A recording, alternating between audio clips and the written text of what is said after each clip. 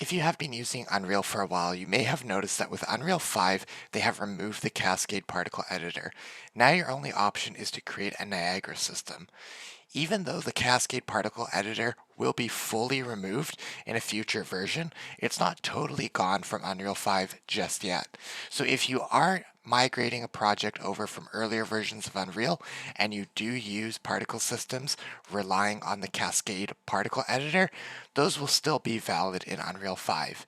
If you want to create a Cascade Particle Editor in Unreal 5, you can create a blueprint class, and then you can name that blueprint kind of whatever you want and make it an actor. So I'm going to call it an actor, and I'm going to call it BP Cascade Particle.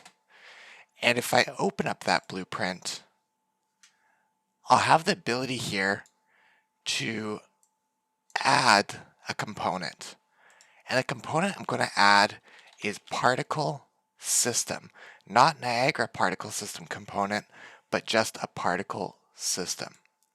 What that will give me is a new particle system, and then on that particle system, I'll be able to go over here to where it says particles, and it will ask you for a template. Right now it will say none, but if I click on the drop down, I'll be able to select Cascade Particle System, which in brackets has legacy. This will be removed in future versions of Unreal, but for the time being, it is still available here. So if I click on that Cascade Particle System under Create New Asset, it will allow me to create a new Cascade Particle System. And Cascade Particle Systems are usually named PS for Particle System, and I'll just put underscore Cascade.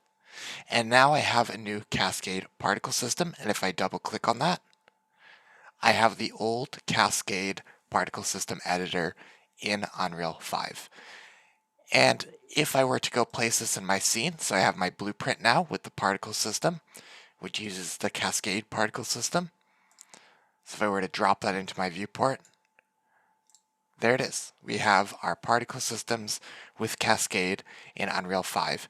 Now, just as a note, again, going forward, Cascade will eventually be fully removed, and Unreal will only be the Niagara particle systems. So it's definitely worth learning that and getting familiar with it. But if you do have to transfer something over, the Cascade particle systems are still currently available. Niagara is much more flexible. It allows you to do much more advanced things with particles, so I definitely recommend learning more about Niagara and moving away from the Cascade particle system.